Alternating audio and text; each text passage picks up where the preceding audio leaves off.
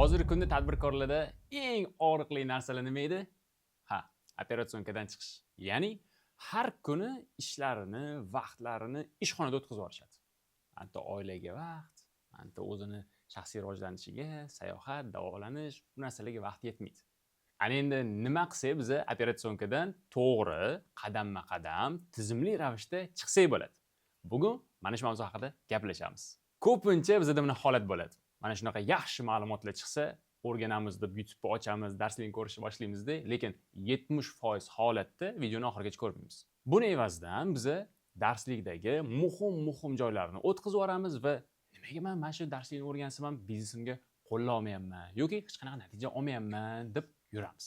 Shuning uchun tavsiya beraman, o'rtoqlar, bu videoni oxirigacha ko'ringlar. Sababi biznesda ishlatiladigan kerak bo'lsa pulli instrumentlarni men sizlarga ochib beraman. Bu videoni kimlar ko'rsa foydali bo'lgan bo'lardi. Birinchisi, biznes qilaman deb ishxonani ochgan, lekin biznes emas, u o'zlari band bo'ladigan ishxonaga aylanib qolgan. Chunki bu joydagi eng zo'r ishlaydigan supermen xodim mana shu biznesning egasi. Bu rahbar ishxonada bor bo'lsa, xodimlar zo'r ishlaydi, yo'q bo'lsa, xodimlarning ishi to'xtab qoladi. O'zlarining shaxsiy rivojlanishlari, kitob o'qishlari, sanatoriyaga borishlari, oilalariga, farzandlariga vaqt ajratish haqida umuman gapirmasa ham bo'ladi. Chunki ertalab o'yindan chiqib ketishadi, kechqurun kech kelishadi. Moliyaviy erkinlikka chiqib, xohlagan payti xohlagan joyga pul ishlatish, vaqt sarflash haqida umuman imkoni yo'q. Agar kimdadir mana shu muammolar bo'ladigan bo'lsa, bu videoni oxirigacha ko'ring, chunki nima qadamlar bilan shu muammolardan qutulib ketsak bo'ladi, pulli ma'lumotlarni sizga hozir ochib beraman. Bu video darslikdan keyin siz ishxonaga 8-10 soatlab emas, 2-3 soat vaqt sarflasangiz ham oldingidan ko'ra ko'proq foyda oladigan darajaga chiqishingiz mumkin. Ota-onaga, oilaga vaqt ajratishni imkonini topasiz. Ishxonada siz zo'r xodim emas, biznes rahbari bo'la olasiz. Ishlaringiz sizsiz ham tizimli ravishda davom etishni boshlaydi. Uning uchun bu videoni oxirigacha ko'ring. Endi sizlarda savol tug'ilishi mumkin. Kim o'zi bu bizga gapirayotgan? Nimalarni o'rgatyapti? O'zi nima qilgan? Kelin o'zim haqida batafsil tanishtirsam. Ismim Ahror Xo'ja. 8 yildan buyon tizimlashtirish bilan shug'ullanaman. Markaz klub, Qara konsalting, tizim markaz loyihalarining asoschisiman. Va shu paytgacha 10 dan oshiq loyihalarda ishlaganmiz. Savdolarini 3, 5, 8, 10 baravargacha ko'tarishga erishganmiz. Men o'zi menejer bo'lib ishxonalarga kirgan bo'lsam, sekin-sekin tizimlarni qurib, ishxonalarni savdosini ko'tarib, jamoalarini tayyorlab, shaharda o'zim bilmagan holda tizimchi degan nomni oldim. Instagramda ham tizimchiman deb nomlab qo'ygan va shu paytgacha 300 dan oshiq biznes rahbarlari bizani mana shu tizimlashtirish bilimlarimizni o'rganib, o'zlarining ishxonalarida qo'llab kelishyapti. Bugungi mavzuda nimalarni ko'rib chiqamiz? Birinchisi, biznesni tizimlashtirish uchun maqsadlarni qaysi qoidalar bilan qo'yish kerak? Shuni ko'rib chiqamiz. Ikkinchisi, rejalashtirishda nima instrumentlar ishlatishimiz kerak? Buni o'rganamiz. Uchinchisida, xodimlarimiz biz xohlagandek ishlash uchun standartlarni qanaqa qurishimiz kerak? Buni ko'rib chiqamiz. To'rtinchisi, ishlarimizni raqamlashtirib, maxsus programmalar bilan boshqarishni o'rganamiz. Beshinchisi, ana endi har bir ishlarni avtomatizatsiyaga tushirib, biz bo'lmasak ham avtomat ravishda ishlaydigan holat ko'rishimiz kerak. Va oltinchisi, bu eng muhim bo'lim bo'ladi. Mana shu oltinchisini qilmasangiz, boshdagi qilgan 5 ta qadamingiz hech qaysisi biznesingizga foyda bermaydi. Chunki oltinchisi sizni operatsiyonkadan chiqib ketishingiz uchun eng muhim qadam bo'ladi. Buni video davomida gaplashamiz. Videoning oxirida biznesingizda qo'llash uchun sizlar uchun maxsus sovg'a tayyorlab qo'yganman. Olib qo'llasanglar bo'ladi. O'sha orqali ishlaringizning juda ko'p narsasini tartibga qo'yib yuborishinglar mumkin. Sovg'ani aynan nimaligini va qanaqa ishlatishni oxirida aytib o'taman. Boshladik. Birinchisi, maqsad qo'yish. Insonlar ko'pincha orzu bilan maqsadni bir-biridan ajrata olmaydi. Orzu nima? Masalan, men operatsiyonkadan chiqishim kerak, biznesimni savdosini 5 barobar oshirishim kerak. Bu zo'r orzu. Maqsad bo'lish uchun nima bo'lish kerak? Maxsus qoidasi bor. SMART qoidaga asoslanish kerak. S spesifik, ya'ni maxsus shart qo'yishingiz kerak. Men operatsiyonkadan chiqib ketmoqchiman. O'rnimga mana bu odamni qo'yib, buning uchun unga o'rgatishim kerak. Savdoyimni 5 barobar oshirmoqchiman. Uning uchun mana bu hududlarda ham o'zimni yangi savdo nuqtalarimni ochishim kerak. Onlaynda savdo boshlashim kerak yoki bor kelayotgan mijozlarni 10 tadan 5 ta ushlab qolayotgan bo'lsam, 8 tasini ushlab qolishim kerak degan maxsus o'zingizni maqsadingizni qo'yasiz. Ikkinchisi, M, measurable, o'lchovli bo'lishi kerak. Maqsad qo'yayotganingizda savdoyingizni necha pul pulligi, masalan 1 milliard savdo qilayotgan bo'lsangiz, endi 3 milliard qilmoqchiman yoki 100 ta mijozga sotayotgan bo'lsangiz, endi 300 taga sotmoqchiman degan M, measurable, ya'ni o'lchov birligini qo'yib olishingiz kerak. A, achievable, erishsa bo'ladimi yo'qmi? Bu narsani oldin birrov tajribasi bor bo'lgan akalardan so'rab olishingiz kerak. R, relevant, bu narsa o'zi sizga kerakmi? Bu narsa o'zi shu hududga kerakmi?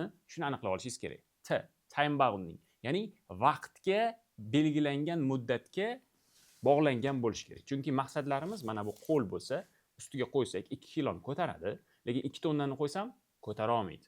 Agar maqsadingiz juda ham katta bo'lib ketib qolsa va vaqtingiz juda qisqa bo'lib qolsa, mana shu maqsadingiz amalga oshmagani uchun sizni o'zingizni motivatsiyangiz so'nib qolishi mumkin. Shuning uchun tavsiya beriladi, katta bitta orzu bo'lsin, buni kichkina maqsadchalarga bo'lib chiqing va galma-galdan ularni amalga oshiring deb. Zo'r ekan-u, bu yog'iga endi motivatsiya darsi boshlandi deyotgan bo'lsanglar, akalar, mana shu maqsadni endi jadvallarga qo'ysak, biznes yo'nalishiga kirish boshlaymiz. Mana shu endi maqsadimizni biza biznesni instrumentini ichiga kiritishimiz kerak. U SSP degan nomlangan instrument ichiga kiriladi. SSP nima bu? Sistema сбалансированных показателей. Ya'ni balanslashgan ko'rsatkichlar tizimi. U ko'rinishi mana bunaqa dashbordlar bilan ko'rinadi sizlarga. Bozorda ba'zilar buni RMP deydi, ya'ni insonni mana shu tomirda qon yuradi, davleniyasi bor. Mana shu qonimda ushab turib, tomirni yurak qancha urayotganini ko'rib, uni yurak urishidan qanaqadir kasalligi bor yo'qligini ba'zi doktorlar aniqlaydi-yu. Xuddi shunaqa instrument, mana shu SSP instrumenti bo'ladi. Siz ko'rib turishingiz kerak bo'lgan dashbord bor. Bu yerda sotuvchilaringiz qaysi biri nechtadan sotgan, reja qancha edi sotuv, qancha bo'ldi, qancha pul kirim bo'ldi, qanchasi mijozlaringiz qarzdor bo'ldi, voronkalaringiz har bir etapda qanaqa turibdi, nechta murojaat bo'lgan sizga, nechta sotib olish kerak edi-yu, nechtasi sotib oldi. Har bir ma'lumotlarni ko'rasiz. Nech pul tushish kerak edi, nech pul tushdi. Bu dashborddagi ma'lumotlarni qayerdan tortib oladi desa, uni jadvali bo'ladi. Kunlik voronka jadvali. Shu kunlik voronka jadvalida sizga birinchi marta bo'layotgan murojaatlarni soni nechta bo'lishi kerak edi, reja bo'yicha faktiski nechta bo'ldi. Raqamlarni ko'rib turishingiz kerak. 100% bajarildi reja yo 50% gami. Kliklar soni, agar siz biror bir onlayn produkt sotayotgan bo'lsangiz, onlayn savdo do'koningiz bo'lsa yoki biror bir startup loyihasini qilgan bo'lsangiz, application qilgan bo'lsangiz, u joyga har bitta kirgan odamlarning sonini sanash mumkin. Agar bu offline do'kon bo'lsa, har bitta kirgan mijozlarning sonini sanash mumkin. Endi siz o'ylashingiz mumkin, har bitta mijoz soni qanaqa sanayman desa, yo'q, hozir shunaqa kameralar chiqib ketgan, shunaqa programmalar chiqib ketgan. Odatiy o'zingiz ofisingizda turgan kameralardan necha kishi kirdi, necha kishi sotib oldi, necha kishi sotib olmasdan ketdi, necha kishi misol uchun kiyim do'kon bo'lsa kiyib ko'rdik, necha kishi kiyib ko'rmadi yoki necha kishi kirdi-yu, necha kishi pul to'lab chiqib ketdini hammasini tahlil qilib beradigan maxsus programmalar chiqib ketgan. Shu yerdagi raqamlarni mana shu SSP ga kiritiladi. Qancha odam sizga murojaat qildi, qancha odam kelib ko'rdi, telefon qildi, registratsiya qildi, sotib oldi, proba qildi, qancha pul tushdi. Har kuni bu etaplardan rejasi qanaqa edi-yu, faktiski qanaqa bo'ldi, solishtirib borishingiz kerak. Shu orqali siz ishxonangizni qaysi bo'g'imida muammo bo'layotganini aniqlashingiz mumkin. Ya'ni o'sish nuqtangiz qayerdaligini ko'rishingiz mumkin. Agar bu o'sish nuqtalarini to'g'rilasangiz, suv tiqilib qolayotgan bo'lsa, shuni ochib yuborsangiz, bo'ldi. Suv, pul oqimi. Mana shu pul zo'r yurib ketishni boshlaydi. Demak, biznesimizda nimalarni o'zgartirishimiz kerakligini bilib turadigan instrument mana shu SSP jadvali ekan. Endi bu SSP jadvali qaysi vaqtlarga bo'linadi desa, bu kunlik, haftalik, oylik, yillik, 3 yillik turli davrlarga bo'lishingiz mumkin. Sizga qaysi bir qulay bo'lsa, o'sha ko'rinishda ko'rib turasiz. Demak, rejadan qolib ketayotgan bo'limlarga gazini berishingiz uchun zo'r instrument bo'ladi. Ikkinchi qadam, rejalashtirish. Rejalashtirishda biza pulni rejalashtirishimiz kerak va xodimlarni ishini bajarishda qaysi ishga kim mas'ul, qachon bajarib tugatish kerak edi, buni rejalashtirishimiz kerak. Ko'pincha xodimlaringiz bugun mana buncha savdo bo'ldi, mana buncha xarajat bo'ldi desa, ha, yaxshi deb biznes rahbarlari yozib qo'yadi. Bu nima desa, bu bo'lgan xarajat, уже o'tib ketgan xarajat, o'tib ketgan pul. Sizda yana nima bo'lish kerak desa, sizda o'zi biznesga qancha investitsiya qilyotgandim va shundan keyin har oy yoki har yili qancha menga pul kirish kerak, qancha xarajat chiqib ketish kerak, qancha foyda qolish kerak reja bo'yicha. Va shu faktiski shuncha pul tushdimi, tushmadimi, qaysi tovarlarimdan qancha pul tushishi kerak va bu rejadan ko'ra ko'proq tushdimi, kamroq tushdimi solishtirish kerak. Mana bu jadvalga qarasak, bu yerda mana yashil tomoni daromadlar, tagida qizillar xarajatlar, xarajatlaringiz o'zgaruvchan, o'zgarmas xarajatlarga bo'lasiz va har oy tushayotgan puldan chiqayotgan xarajatingizni ayirib sof foydani ko'rib turasiz va bu oldindan tuzilgan bo'lishi kerak. Masalan, mana hozir 26-yil bo'lsa, 26-yilni oxirigacha kerak bo'lsa 28-yil oxirigacha oldindan tuzilgan bo'lishi kerak va siz rejamdan qolib ketyapmanmi, oshib ketyapmanmi, yo reja bo'yicha ketyapmanmi, mana shu jadval bo'yicha solishtirib borishingiz kerak. Shunga qarab korxonangizdagi xodimlarga gazini berish yoki maqtash xulosalarga kelishingiz mumkin bo'ladi. Bu moliyaviy rejani yana bitta zo'r qismi bor. Agar siz rejangizni 100% ga bajarsangiz, qancha pul kirib, mana bu yerda aytyapti 2 milliard pul kiradi, 2 milliard 281 million pul kiradi, 1 milliard 498 million pul chiqib ketadi va bizga 782 million foyda qoladi deb ko'rsatdi. 100% bajarsangiz 700 million foyda ko'rishingizni, 50% rejangizni bajarsangiz 100 million foyda ko'rishingiz, 120 million yoki 20% bajarsangiz siz zararda turishingizni ko'rishingiz mumkin. Shu jadval orqali kelajakda partnyorlar bilan ishlamoqchi bo'lsangiz, investorlar bilan ishlamoqchi bo'lsangiz, ulardan pul olmoqchi bo'lsangiz, mana shu jadvalni ko'rsatish orqali rejani qanchasiga bajarganda qancha miqdorda foyda ko'rishingizni oldindan rejasini ko'rsata olishingiz mumkin. Va u moliyaviy rejada qancha o'zgarmas xarajatingiz bor, qancha o'zgaruvchan xarajatlar bor, qancha kirimlar bor va qachon nechta savdodan keyin, nechta pul tushgandan keyin foydada turasiz, oldindan ko'rib borsangiz bo'ladi. Va rejani tuzib olganingizdan keyin faktiski qanaqa ketayotganingizni ko'rib, nimanidir o'zgartirish kerakmi yo'qmi degan qarorga kelishingiz mumkin. Demak, moliyani rejalashtirib oldik, zo'r. Endi ishlarni rejalashtirib olish kerak. Ishlarni har bir bo'lim bo'yicha, moliya, marketing, sotuv, boshqaruv, ishlab chiqarish, xizmat ko'rsatish, HR hamma bo'limda rejalashtirish kerak. Masalan, aytadigan bo'lsak, boshqaruv bo'limida qilinadigan ishlarni ro'yxatini yozasiz. Bu yerda hozir namuna sifatida bir 8 ta ishni yozib qo'yganmiz. Aslida boshqaruvni o'zida qilish kerak bo'lgan 500 lab ishlar bo'ladi. Shu ishni kim bajarish kerak, mas'uliyatini belgilab qo'yasiz. Bunga Ali javobgar, bunga Vali javobgar. Bu yerda muhim joyi bor. Hech qachon bitta ishni bajarilishini ikkita odamga yuklab qo'ymang. Sababi mana shu har kuni eshiklarni yopib ketish kerak ketayotgan odam, bunga Ali va Vali javobgar desangiz, ochiq qolib ketadi. Chala qolib ketadi. Nimaga? Chunki Ali o'ylaydi, Vali qiladi deb o'yladim deydi, Vali o'ylaydi, Ali qiladi deb o'yladim, shu bilan chala qolib ketadi. Har doim bitta ishi bitishini bitta odamga mas'ul qilasiz. Lekin bitta odam har doim ham bo'lmaydi ishxonada. O'zi bitta o'zi qila olmaydi, ulgurmaydi desangiz, mas'uliyati shu odamda bo'lsin, lekin ishlarni boshqa odamlar qilsa ham bo'laveradi. Mas'uliyatli bo'lgan o'sha odam boshqalardan so'rab olsin, iltimos qilish yuboringlar yoki buyuraman qilinglar deb shu ishni bitishini ta'minlasin. Ishni ta'minlash degani o'zi qilish shart degani emas. Xohlasa o'zi qilsin, xohlasa o'rtoqlari bilan qilsin, xohlasa kollegalar bilan, xohlasa uydan odam olib kelib qilsin. Lekin bitishini ta'minlasin. Demak, ishlarning rejalarini mana shunaqa yozib chiqsak, qaysi ish kim javobgarligi, qachon qilish kerakligi, kim qilish kerakligi, qachon bitish kerakligini belgilab olsak, bu ishlarni bajarilmay qolish ehtimoli kamayadi. Endi bu narsa nimaga kerak desangiz, o'zingiz ishxonangizda bir eslab ko'ring. Xodimlaringizga har 10 ta bergan ishingizdan nechtasini bajarishadi, vaqtida bajarishadi. Birinchidan vaqtida bajarish bitta problema, ikkinchidan vaqti bajarish problema. Siz shu ishni bajardinglarmi deb, misol uchun, bir hafta davomida qilish kerak bo'lgan 10 ta ishni berdingiz, 3 tasini so'rab oldingiz, qolgan 8 tasi esingizdan chiqib ketdi.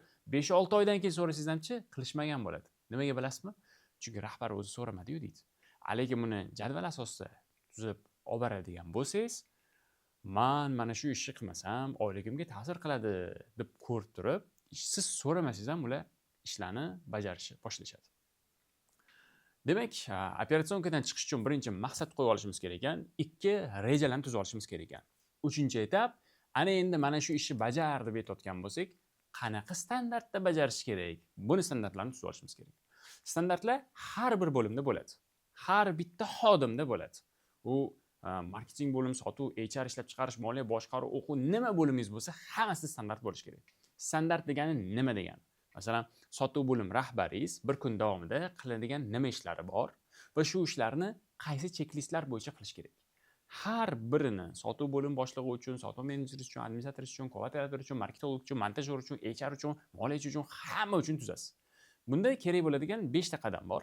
Birinchisi, mana shu xodimingizni lavozim vazifasi nimalardan iborat? Masalan, bitta xodimingizga 10 million so'm oylik bermoqchisiz. 10 million so'm oylik berishingiz uchun u nimalarni eplay olish kerak? Qaysi bir 100 ta narsani eplay olish kerak? Ro'yxatda yozilgan bo'ladi.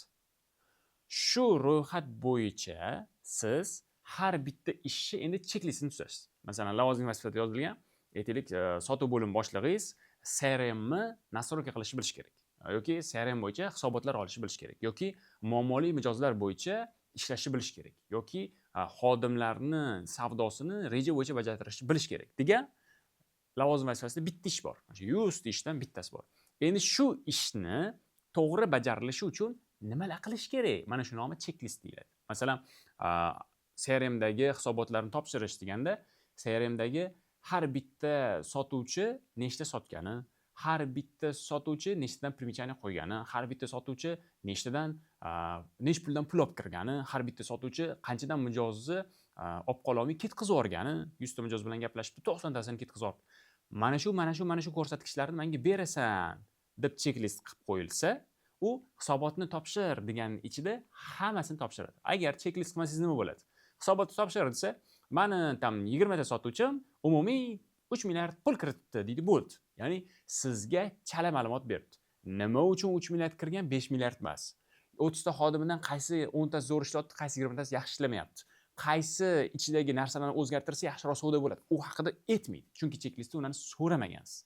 Demak, 100% lavozim vazifasida 100 ta ish bo'lsa, undan bitta ishini ichidagi bir 5-6 qadamdan iborat bo'lgan checklist bo'ladi. Har bitta ishni checklisti bo'ladi. Checklistni tuzganingizdan keyin siz standartda buzilib ketmasligi uchun uni video darslikka olib kelib qo'yasiz. Bu video darsliklar orqali ishxonangizda, sizning ishxonangizda shu ish qanday qilish kerakligini istagan yangi xodim kelsa, o'rganib, shu bo'yicha ishlash boshlaydi. Odatda nima bo'ladi? Yangi xodim keladi, eski xodimga biriktirasiz, ishlarni o'rgatdingiz, u eski xodim o'zlarining ishlarini qilib yuraveradi. Agar shu pozitsiyadan yo'qotib qo'yishdan qo'rqayotgan bo'lsa, yangi xodimga o'rgatmaydi. O'rgatmagandan keyin siz yangi xodim ovurasiz, lekin uni ketib qolaveradi. Har bir hafta 2 haftada xodimni ketib qolaveradi. Sababi hech narsa o'rgana olmaydi, o'rganmagandan keyin hech narsa qo'lidan ish kelmaydi, sizga foyda bermaydi. Foyda bermagandan siz bir tuzukroq unga oylik belgilay olmaysiz, tuzukroq oylik belgilamaningizdan keyin ular ketaveradi. Natijada nima sodir bo'ladi? Siz ishxonada shu odamdan boshqa qila olmaydi, mana shu odamgina hamma ishni qila oladi degan tushunchaga ega bo'lgan jamoa yig'ilib qoladi. Va endi siz ishxonada xodimlarni siz boshqarmaysiz, xodimlar sizni boshqaradi, manipulyatsiya qiladi. Chunki xodimlar mana shu ish qilmasa ishim qolib ketadi degan sizda qo'rquv paydo bo'lib qoladi. Endi nima qilsam ketib qolmas ekan deb oyligini oshirib berishga harakat qilasiz, dachalarga olib borishga harakat qilasiz, restoranlarga olib borishga harakat qilasiz, kech qolsa indamaysiz va ishxonada yulduzlik kasaliga uchragan ko'p xodimlar paydo bo'ladi. Bu narsadan qutulish yo'li standartlarni tartib bilan qurib qo'yish. Lavozim vazifalari, checklistlari, darsliklari va bu darslikni o'rganganini imtihon. Chunki darslikni o'rgan desangiz, lekin imtihon qilib olmasangiz, ular uzog'i bilan 20-30% o'rganishadi. O'rganishsa ham sizga arzirli ravishda topshirib berishga tayyorlanishmagani uchun, trenirovka qilishmagani uchun shu bo'yicha ishlash eslardan chiqib ketadi. Va natijada reja bo'yicha sizga bir oyga 1 milliard pul tushish kerak bo'lsa, 1 milliard emas, ular 300 million pul tushirishadi. Bilasizmi nimaga? Chunki statistika bo'yicha odatiy xodimlar o'zlarini ishga sarflaydigan vaqtlarini uzog'i bilan 30% ni siz ishingizga sarflashadi, 70% ni o'zlarining tabiiy ehtiyojlariga sarflashadi. Gaplashishadi, uxlashishadi, xayol surishadi, ovqat yeyishadi, prosta o'tirishadi, lekin ishlashmaydi. Ana endi siz baramallab 30% vaqtini emas, 70% vaqtini men ishimga sarflataman desangiz, hozirgi standartlar, boyagi rejalar, maqsadlar, raqamlar bilan bog'lashga majbur bo'lasiz. Shu orqali siz endi o'zingiz bo'lib turganingiz ishxonada xodimlar sizni ko'zingizga qarab emas, o'zini ishini, rejasini bajarish uchun ishlashni boshlashadi. Shundagina siz qachonlardir mana shu lavozim vazifasi bo'yicha ishlasa, keyin bitta rahbarni qo'yib qo'ysangiz o'zingiz o'rniga, shular bo'yicha ishlab turganda keyin operatsiyonkadan chiqishingiz mumkin. Lekin xodimlaringiz bu standartlarni o'rganmaguncha, bu narsalar bo'yicha tayyor bo'lmaguncha zinhor kimnidir o'rningizga shunday qo'yib, shunday sayohatga ketib qolmang. Yoki hatto ba'zi tadbirkorlar bo'ladi, ba'zi ishxonamiz bor, tizimlashtirdim deb o'ylaydida, shartta hech kimni o'zini o'rniga qo'ymasdan ketib oladi. O'rtoqlar, bilib qo'yinglar. Zo'r xodimlar bo'lsa ham, shularning ichidan bitta liderini, bossini, rahbarini tayinlaysizmi yo tashqaridan qo'yasizmi, o'zingiz ishingiz, lekin bitta gapi o'tadigan rahbar bo'lish shart. Siz bo'lmadingizmi, kimdir bo'lish shart. Hech kimni qo'ymasdan prosta chiqib ketib qolmang. Lekin unaqa chiqib ketishdan oldin albatta ularni lavozim vazifalarini qo'ying. Endi lavozim vazifalarning ichiga ozgina kirsak, qarang. Lavozim vazifani o'zi ishlarning ro'yxati bo'ladi va yonida shu ishni bajarsa necha ball qo'yardim degan bali bo'ladi. Bu ball nimaga kerak bilasizmi? 100% ish, 100 ta ish bor. Aytaylik, farrosh. Farrosh, hamma tushunadigan ishchi. Farrosh. Farroshda 100 ta emasda 2 ta ish bor, tasavvur qilinglar. Birinchi ish vaqtida ishga kelish, ikkinchi ish hamma yoq toza turishi. Endi tasavvur qilinglar. U har kuni vaqtida kelyapti, lekin hamma yoq toza turmayapti. Siz aytasiz, haftada kelibsan zo'r, lekin hamma yoq toza turmayapti, hamma yoq kir bo'lib yotibdi, bardak bo'lib yotibdi. Dos. Nech pul oylik beringsan aytsangiz, mana shu jadval bo'yicha so'ratsangiz, nima deydi? 50% ni bering deydi. Oyligini 50% so'raydi. Nimaga aytsa, vaqtida kelganman-ku deydi. Endi savol, siz biznes rahbarisiz. Farroshni sizga vaqtida kelgani farqi bormi? U umuman tozalamasa, bu farrosh sizga kerakmi? Hamma yoq bardak bo'yapti, chang bo'yapti, kir bo'yapti, tozalamayapti, prosta vaqtida kelib ketyapti. Shu xodim uchun siz endi oyligini 50% to'lashingiz kerak. Nima deb o'ylaysiz? Bu adolatdanmi? Yo'q, adolatdan emas. U vaqtida keladimi, kelmaydimi, ofisni toza bo'lib turishini ta'minlasin bo'ldi. Xolasa o'zi tozalasin, xolasa boshqa kollegalar bilan tozalasin, xolasa uydan odam olib kelsin, xolasa o'rtoqlardan yordam so'rasin. Lekin ofisni toza bo'lishini ta'minlasin. Demak, lavozim vazifada bitta ish bo'lsa yoki ikkita ish bo'lsa, ikkita ishni qaysi biri muhimroq, qaysi biri unchalik muhim emas. Shuni vesini belgilaysiz. Ya'ni toza tursin degan ishga 99% ves berib, vaqtida kelishing yaxshi bo'lardi degan 1% ves bersangiz bo'ladi. Shunda vaqtida kelgancha oyligini 1% ni olish uchun, toza turgani uchun 99% ni olishi mumkin. Siz xohlaganingizcha ves qo'yasiz. Qaysi ish siz ishxonangizda yaxshi amalga oshirilmayotgan bo'lsa, o'shanga kattaroq ves qo'yasiz va oyligini katta foizi shunga ta'sir qiladigan bo'ladi. Shunda lavozimlarni siz to'g'ri tuzgan bo'lasiz va chek-listda shu ish bo'yicha, masalan, tozalash degan bo'lsa, tozalashni o'zini ofis tozalashda qanaqa bo'ladi? Direktor xonasini tozalash, sotuvchilar xonasini tozalash, HR xonasini tozalash, ombor xonasini tozalash, koridor tozalash va direktor xonasini o'zini qanaqa tozalash? Shkoflarini tozalashmi, choylarini tayyorlab qo'yishmi, polini artishmi, patologga artishmi, har birini ichigacha mikro chek-listlargacha tuziladi. Shunda sizda haqiqiy standart paydo bo'ladi. Hatto o'sha tozalashni qanaqa tozalash kerakligini syomka qilib, uni imtihon ham qilish kerak. Hozir men sizga hammaga tushunarli bo'lishi uchun farrosh haqida gapiryapman, lekin sotuvchida, marketologda, HRda, boshqaruvchida, moliyachida hammada mana shunaqa standartlar, imtihonlar, videolar bo'lishi shart. Keyin bular yangi kelgan ishchi bo'lishi ham mumkin va oldindan ishlab yurgan ishchilar ham bo'lishi mumkin. Attestatsiya topshirish kerak.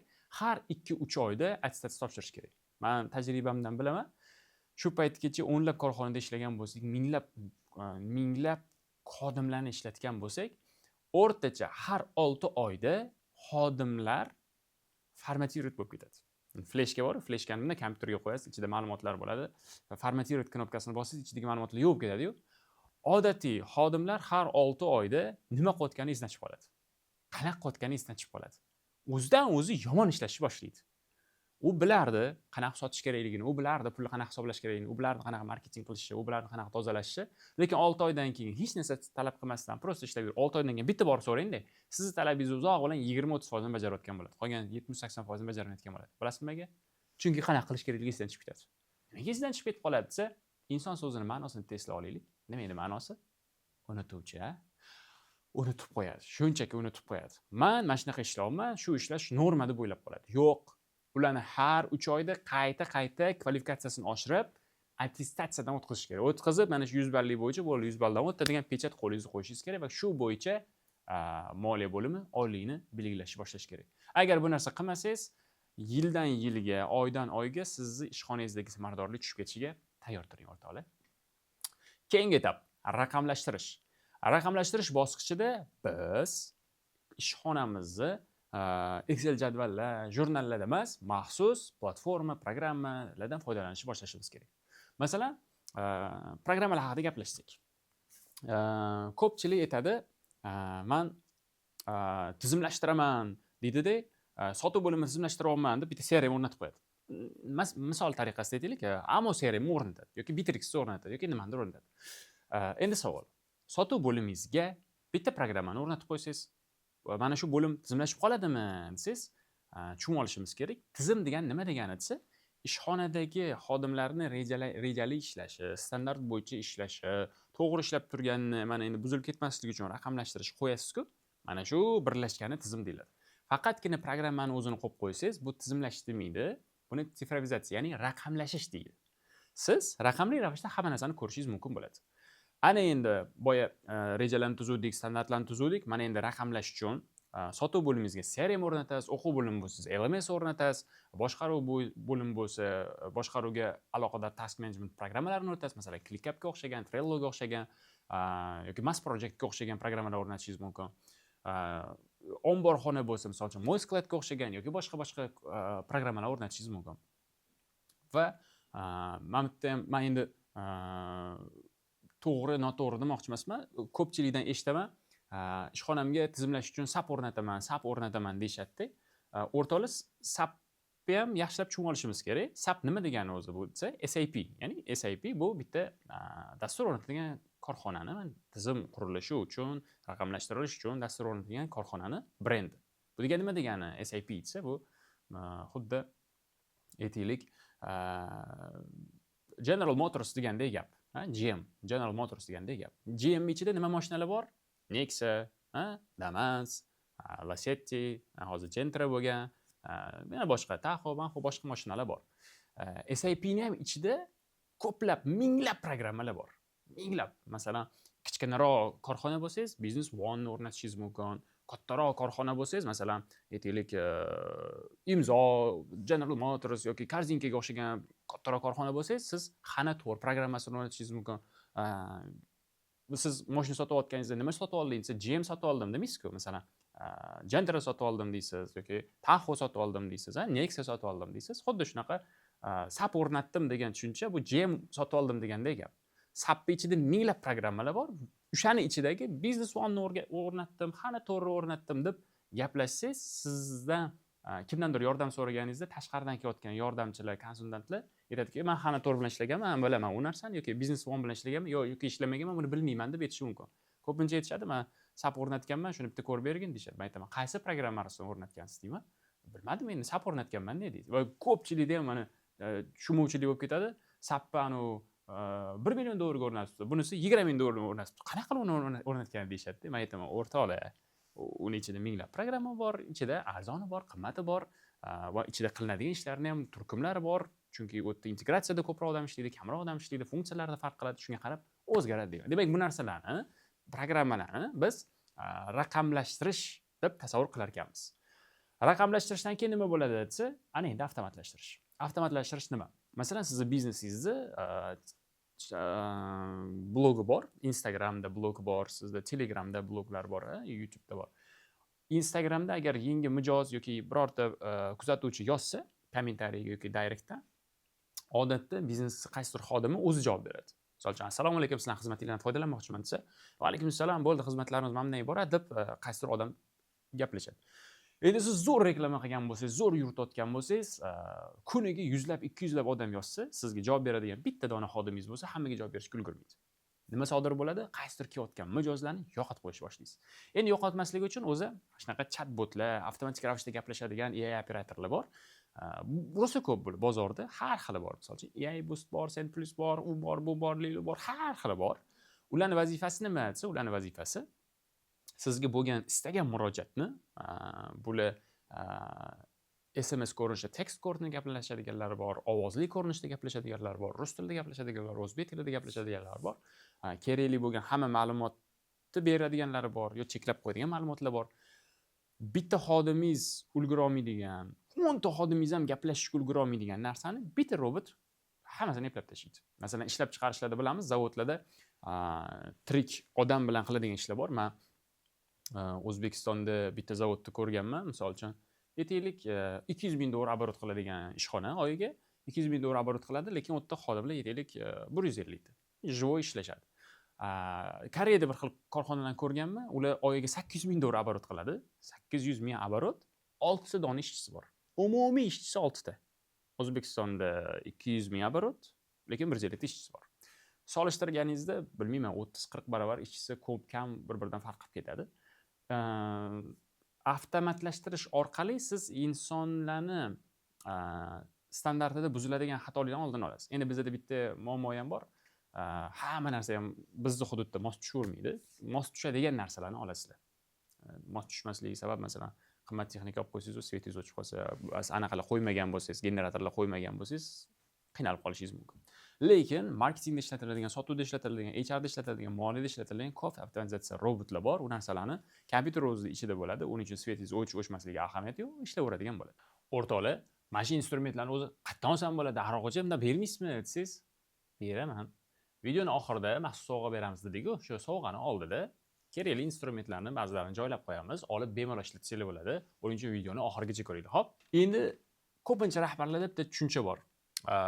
Mana shu tizimlarini oxirigacha qilishga ulgurmagan bo'ladi-da, ishxonadagi eng qiyin ishlarni o'zim qilishim kerak. Mendan boshqasi hech kim eplolmaydi bu narsani degan o'y bo'ladi, fikr bo'ladi. O'rtoqlar, minglab yillar oldin ham bizneslar bo'lgan. 500 yillar oldin ham bo'lgan. Tizimli ravishda ishlagan. Hozirgi programmalar bo'lmagan, to'g'ri, lekin tizimli ravishda ishlagan. Hozir ham bizneslar bor. Balki 500 yildan keyin ham mana shunaqa bizneslar gullab yashnab ketar. Biz bo'lmasak ham yurgan o'sha bizneslar birovlarniki bo'lsa ham. Biz bo'lmasak ham yuradi hozir bizaniki. Biz bo'lmasak ham yuradi keyingisi. Mani ishchilarim qila olmayapti-yu desa, shunchaki ularning ishini biz tizimli ravishda, rejali, standartli ravishda boshqarmaganmiz, yo'lga qo'ymaganmiz xolos. Biz mindsetimizni, fikrlashimizni to'g'rilab olishimiz kerak. Bizdan boshqa odamlar ham buni qila oladi. Faqat bitta narsaga rozi bo'lishingiz kerak. Toki ular sizdaka qila oladiganga yetguncha, siz bir o'zingiz qiladigan ishni qaysidir 3 ta kishi qilib turishiga rozi bo'lishingiz kerak. Sababi standartlar qurilmagan ishxonada ular vaqtini qanchasini sarflardi? 30%. Agar endi 70% sarflaydigan qilib tizimli ravishda, standartli ravishda boshqaradigan qilsangiz, ana endi bitta siz o'rningizga ikkita odam qiladi. Shunda ham 70% dan qiladi. Bahoga qo'yganingizda o'zingiz 5 bahoga bajaradigan ishingizni ular 4 bahoga bajaradi. Shunda 5 dan oshadi. Agar prosta tak shunchaki bo'ldi, men o'rnimga boshqalar bajarsin, shuni topshirib qo'ysangiz, unda 3 yoki 2 ga topshiradi. Uning uchun sizga bir 4 tala, 5 tala ishchi kerak. O'shanda sizdan rezultatni chiqarishingiz mumkin. Men rozi emasman deng. Bu yerda mijozda xafa bo'lib qoladi. Bunaqa sirasi topshira olmayman desa, shuning uchun siz darhol topshiring dotganimiz yo'q. Sekin-sekinlik bilan, galma-gallikda, bo'lim o'tsangiz bo'laveradi. Birdaniga o'tib ketish shart emas. Demak, xulosa qiladigan bo'lsak, ishlarimizni operasionkadan chiqishimiz uchun, tartiblashimiz uchun birinchi bo'lib maqsadlarimizni aniqlaymiz. Voronkalar bo'yicha qaysi bo'limlarda, qachon, qanday raqamlar bo'lishi kerak, reja bo'yicha faktik bo'lishi kerak. Ko'rib boramiz. Ikkinchisi, ishxonamizdagi ishlarni, rejalarini tartiblab, korxonadagi ishchilarni lavozim aksiyasi bo'yicha standartlarni tuzib, biznes protsess bo'yicha qanaqa ishlayotganini, xatolarni aniqlash uchun raqamlashtirib, ularni avtomatlashtirib, yurg'izishni davom etamiz. Shunda bitta narsaga rozi bo'lishimiz kerak ekan, o'zimizdaka qila olmasa ham boshqa xodimlar shu ishni topshirishimiz kerak sekin-astalik bilan. Va sekin-astalik bilan o'zimizni ishlarimizni kamaytirishimiz kerak. Endi bitta achinarli joyi bor. Hozirgi ko'rsatgan instrumentlarimizni hammasini qilsak, biznesdagi operasionkadan necha foizga chiqa olamiz desa, 20% dan uzoqqa 40% ga chiqa olamiz. 100% chiqib ketamiz. Ahroq xo'ja, boydan beri operasionkadan chiqasiz dotdingiz, atigi 40% ga chiqsa kam-ku desiz, akajon, hozir ko'rsatgan instrumentlarim bu atigi 5-6 ta instrument xolos. O'zi biznes operasionkadan chiqish uchun nechta instrument kerak desa, 50 dan oshiq instrument bor, hammasini joriy qilib qo'yishingiz kerak. Shularni joriy qilsangiz, ana bemalol ishlaringizni topshirib, standartlashtirib, o'rningizga boshqa rahbar qo'yib, siz xohlayotgan rezultatga chiqadigan qilib, xohlasangiz Baliga, xohlasangiz Yaltaga, xohlasangiz xohlagan joyingizga borishingiz mumkin, dam olishingiz mumkin, umringizni sayohat bilan, oilangiz bilan, bola-chaqalaringiz bilan, silaga rahim bilan bemalol o'zingiz xohlaganingizdek o'tkazishga erishishingiz mumkin. O'rtoqlar, mana shu darsligimizdan bugun bitta bo'lsa ham yaxshi narsa o'rgangan bo'lsanglar, eslab olgan bo'lsanglar, ishxonamda mana buni tatbiq qilsam bo'lar ekan degan bo'lsanglar, dars yoqqan bo'lsa, bitta like bosib qo'yasizlar videoga. Keyin so'ragan bo'lardim kommentariyaga, shu bugungi darsdan nima oldinglar, nima o'rgandinglar? Kommentariyada yozib qo'yinglar, nima foydali bo'ldi. Men o'zim uchun qiziq bo'ladi va nima narsani yana o'rganishni xohlagan bo'lardinglar, qaysi muammoni yopishni xohlagan bo'lardinglar, shular haqida ham yozib qo'yinglar. Men chunki bittalab o'qiyman-da, shu muammolarga yechim berishga keyingi videolarimda harakat qilaman. O'rtoqlar, lekin bitta joyi bor. Siz operatsiyonkadan chiqib keta olmaysiz agarki sizni boshqaruvingiz tizimli ravishda bo'lmasa. Marketingdagi ishlaringizni reja fakt bo'yicha tekshira olmasangiz, moliyangizni to'g'ri boshqarmasangiz, sotuv bo'limingizda yangi xodimlarni qanaqa tayinlab, qanaqa ishlatib, qanaqa so'rab olish kerakligini, qanaqa ularga motivatsiya berib, qanaqa jazo berish kerakligini agar ishlamasa, shu narsalarni yo'lga qo'ymagan bo'lsangiz va korxonangizda xodimlarni tayyorlaydigan maxsus fabrika sxema yo'lga qo'yilmagan bo'lsa, aka, siz operatsiyonkadan chiqib keta olmaysiz. Endi men bu narsalarni to'liq bilmayman-da, qanaqa bilib olsam bo'ladi? Bir arog'uja bir o'tkazib, bitta-bitta tushuntir hammasini desanglar, bu bilimlarni jamlanganini hammasini birlashtirib bitta kurs qildik. Kursni tizimchiman deb nomladik. Bu dasturimiz kimlar uchun tuzilgan? Agar siz kichik va o'rta biznes rahbari bo'lsangiz, top menejer bo'lsangiz, bo'lim boshliqlari bo'lsangiz va ishxonangizda savdolarni o'stirmoqchi bo'lsangiz, masshtablashmoqchi bo'lsangiz, kengaymoqchi bo'lsangiz va korxonadagi ishlarni siz bo'lmasangiz ham, siz boringizdek xodimlaringiz bajarishini xohlasangiz va ishxonada yulduzlik kasaliga uchragan juda ham zo'r mutaxassislar bor, uni yoniga kimnidir qo'ysangiz, u hech qanaqa ishini o'rgatmayapti, shu muammodan qutulmoqchi bo'lsangiz, bu kurs aynan siz uchun. Bu kurs yakunida nimalarni o'rganib olamiz? To'g'ri qadamlar bilan operatsiyonkadan chiqish, shoshib chiqib ketish emas, juda cho'zib olish emas, to'g'ri qadamlar bilan chiqish. Biznesmencha fikrlashi. Siz zo'r xodim bo'lib, supermen bo'lib, ishxonada xodimlarning ichida yurib fikrlab yurgan bo'lishingiz mumkin. Yo'q, siz biznesmen bo'lib, investor bo'lib fikrlashingiz uchun qanaqa topshiriqlar berasiz, qanaqa so'rab olasiz. Shularni o'rganamiz. Biznesimizga biznesni tashqarisidan, tepadan qarashni o'rganamiz. Chunki biznesning ichida yurgan odam odatda qayerda kamchiliklar bo'layotganini bilmaydi, tik-uchkaning ichida, operatsiyonka ichida qolib ketib qoladi. To'rtinchisi, savdoni tizimli ravishda oshirishni o'rganib olamiz. Qanaqadir mo'jizalarni kutmaymiz, tartibli ravishda qachon qancha sotuv qilsak bo'ladi, sxemalarni qurib, shuni oshirishni o'rganamiz. Beshinchisi, xodimlarni fabrikasini qurish orqali xodimlarga bog'liqlikni yo'qotamiz. Mana shu yerda bitta fabrika bo'ladi, tasavvur qiling, bitta xodim shuna kirgizib olasiz, bir oyda zo'r sotuvchi bo'lib chiqib ko'radi. Shuna kirgizib olasiz, bir oyda zo'r HR bo'lib chiqib ko'radi. Shuna kirgizib olasiz, bir oyda zo'r moliyachi bo'lib chiqib ko'radi. Shuna kirgizib olasiz, bir oyda zo'r boshqaruvchi bo'lib chiqadi. Shu loyihada, shu yo'nalishda, shu sferada ozgina ma'lumoti bo'lsa, o'zi xohlasa, o'rganish xohlasa, sizni doimiy tayyorlanib turadigan xodimlar infrastrukturasi paydo bo'lishi, qanaqa shu narsani qurishni o'rganib olasiz. Va biznesda pulimizni eng ko'p sarflab yuboradigan qaysi bo'lim? Marketing bo'limi. Pulingizni shunaqangi sarflashadi osmonlarga. Shu pulni ko'p xarajat bilan emas, kam xarajat bilan tochka-tochkasiga urib, sizga foydali bo'ladigan marketing ishlarini qilishni o'rganasiz. Va oxirgisi pulni, cash flowni, moliyaviy modelni to'g'ri boshqarishni o'rganamiz. Juda ko'p bizneslar zo'r yuradi, bizneslari kengayib ketadi, lekin pulni noto'g'ri boshqargani uchun kassiv razrivlarga uchrab, pullarni vaqtida yetkaza olmay, mijozlarni ham, xodimlarni ham e'tiroziga sabab bo'lib, xodimlar tarqab ketib, bizneslari yopilib ketgan holatlar bor. Shu muammolarga uchramaslik uchun nimalar qilishimiz kerakligini o'rganib olamiz. Bundan tashqari, kursimiz ishtirokchilari uchun men agar hamma vazifamizni bajarsangiz, o'zi 10 haftalik vazifamiz bo'ladi. 10 haftalik vazifani ishxonangizda qo'llashingiz kerak, savdolaringiz oshish uchun, tizimlashish uchun. Shuni hammasini bajarsangiz, shaxsan meni jamoam tomonidan, chunki jamoamizda 144 tadan oshiq jamoa a'zosi bor, siz ishxonangizga borib, ishxonangizdagi tizimlarda yordam berish uchun $10,000 xizmatimizni sizga sovg'a qilamiz. Sharti, vazifalarning hammasini bajarib bo'lgan bo'lishingiz kerak. Ikkinchisi, siz o'zingizni biznesingizga qaysidir jiyaningizni, farzandingizni, tanishingizni qo'ymoqchisiz, o'rgatmoqchisiz. Shu insonni olib o'zimizni jamoada biza 1 oy tayyorlab beramiz. Uchinchisi, o'zimizni tayyorlanib kelayotgan boshqa shogirdlarimizni siz bilan ularni bog'lab beramiz. Chunki qaysidir ishlaringizda yordam kerak bo'lsa, ularning xizmatidan foydalanishingiz mumkin bo'ladi. To'rtinchisi, meni o'zim bilan birga bir nonushta qilishinglar mumkin bo'ladi. Biznesingizdagi holatlarni razbor qilishi, ochishi, qayerda muammolar borligini gaplashishimiz mumkin bo'ladi. Va yana qo'shimchasiga siz butun jamoangizga bir martalik konsultatsiya, dars o'tib berishim mumkin bo'ladi. Va yakunida siz Markaz klub a'zosiga aylanasiz. Bu orqali siz 200 dan oshiq biznes rahbarlari jamlangan klubda bo'lasiz, fikrlar almashasiz, networking qilasiz, nimadir muammolaringiz bo'lsa, boshqalardan yechimlar so'rashingiz mumkin bo'ladi. Va siz doimiy ketma-ketlikda yig'iladigan klublar yig'ilishida qatnashishingiz mumkin bo'ladi. Darslarimiz ikki xil formatda bo'ladi. Birinchisi offline. Kim kela olsa, offline birgalikda shug'ullanamiz. Kim yo'q, men kela olmayman, boshqa shahardaman, boshqa davlatdaman desa, onlayn shaklda ham o'rganishimiz mumkin bo'ladi. Ya'ni bu har hafta bir martadan dars bo'ladi, 10 hafta mobaynida.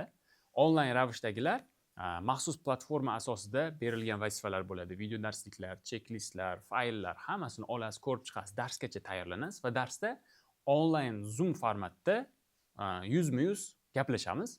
Sizdagi biznesingizdagi muammolarni shu instrument bilan qanaqa hal qilish mumkinligi bo'yicha gaplashamiz.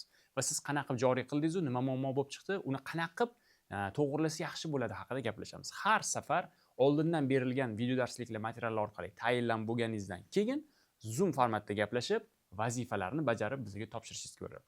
Offlaynda ham, onlaynda ham vazifalarni bajarib topshirishingiz kerak. Bizning maxsus instruktorlarimiz vazifalarni bajarishganingizni tekshirishadi, qaysi joyda qiynalayotgan bo'lsangiz yordam berishadi.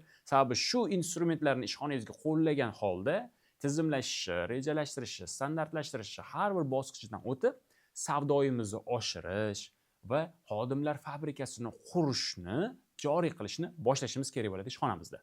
Bu darsimiz sizga qiziq bo'ladigan bo'lsa, biz pastda opisaniyada, kommentariyada maxsus link qoldiramiz. O'sha yerdan ro'yxatdan o'tsanglar sizlarga xodimlarimiz aloqaga chiqib maxsus tushuntirib berishadi. Va eslatmoqchiman, sovg'amiz bor edi. Videoning oxirida sovg'a haqida gaplashamiz dedik. Maxsus link joylaymiz opisaniyada, kommentariyada. O'sha joydan kirib, maxsus joyga o'tib, o'tdan sovg'ani olib olishinglar mumkin bo'ladi. Ishxonangizda, korxonalarda, o'zingizda buni qo'llashinglar kerak bo'ladi. O'tda sovg'ani fayli, qanaqa ishlatilishi, nima qilinishi, hammasi tushuntirilgan bo'ladi. Mana shu joyda bitta katta savol paydo bo'ladi. Ahroq xo'ja, o'zi bu instrumentlaringni kimdir qo'llaganmi, qayerdadir ishlatganmisan, kimdir o'rganib o'zida qo'llasa, nimadir rezultat bo'lganmi deyishinglar mumkin. Bo'lgan. Bu mana ko'rayotgan ekraningizda biz o'zimiz ishlagan korxonalar bor. Masalan, 100 tadida o'zimiz ishlaganimizda savdoni 12 barobargacha oshirishga erishganmiz. Mana Velvindagi xodimlar bizda tayyorlanib, savdolarni 3-4 barobar oshirishga erishgan. AB Production rahbari Abror aka Baxtiyarovich, ular ham bizda o'qiganlar, o'zlarining ishxonalarini tartiblab olish uchun. Sherzod aka Beknazarov bizani juda qadrdonimiz, doim bir-birimizdan ilmli o'rganamiz, o'zlarining ishlari uchun, bilimlari uchun doim bizani ustoz deb bilimli o'rganib ishxonalarda qo'llashadi. Krember Toshkent viloyatidagi dillerlardan biri Abdulloh o'qib, o'zlarining ishlarini tartiblab, savdolarni oshirishga erishgan. Neurland o'quv markazi ishxonalarini tizimlashtirib, savdolarni oshirishgacha chiqishgan va bunaqa ishxonalardan juda ko'plab. Qaysidir joylarda o'zimiz ishlaganmiz, qaysidir joylarda ular o'rganib o'zlari qo'llashgan. Natija beradimi? Inshaalloh natija beradi. Faqat bitta sharti bor. Buni ishxonada qo'llash kerak. Shunchaki instrumentni olib, shunchaki ichini to'ldirib, shunchaki stol ustiga qo'yib qo'ysangiz, uni olib, kimgadir egasiga berib, bajartirib, qabul qilib, so'rab, talab qilib, mana shunaqa qilmasangiz, prosta instrument olib tashab qo'ysangiz, u hech qanaqa natija bermaydi.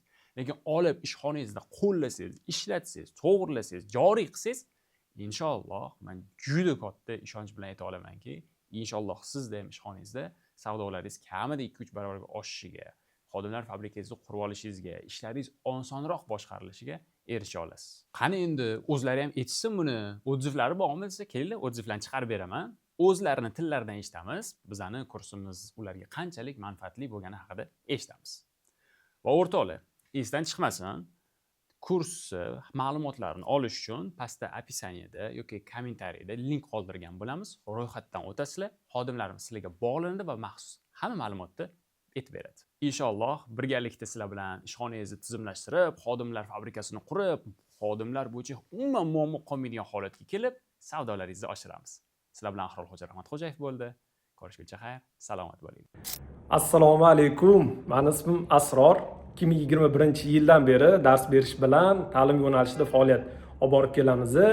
2021-yil Ahrorxo'ja aka Rahmatxo'jayev tizim markaz degan o'quv kurslarida o'qiganmiz va bizani o'quv markazimizni tizimlashtirishga, ishlarimizni yo'lga qo'yishga, o'quvchilarimiz sonini ko'paytirishga va yaxshi rezultatli qilishimizga juda ham katta foydasi tegan bu dastur. Agar mabodo kimdir foydasi tegarmikin, o'qimaymikin degan xayol bilan turgan bo'lsa, men shaxsan tavsiya qilgan bo'lardim. Juda katta qiymat olasizlar va foydali bo'ladi. Assalomu alaykum, men ismim Abror, media prodyuserman va biz kompaniyalarga media kontent yaratish bilan shug'ullanamiz.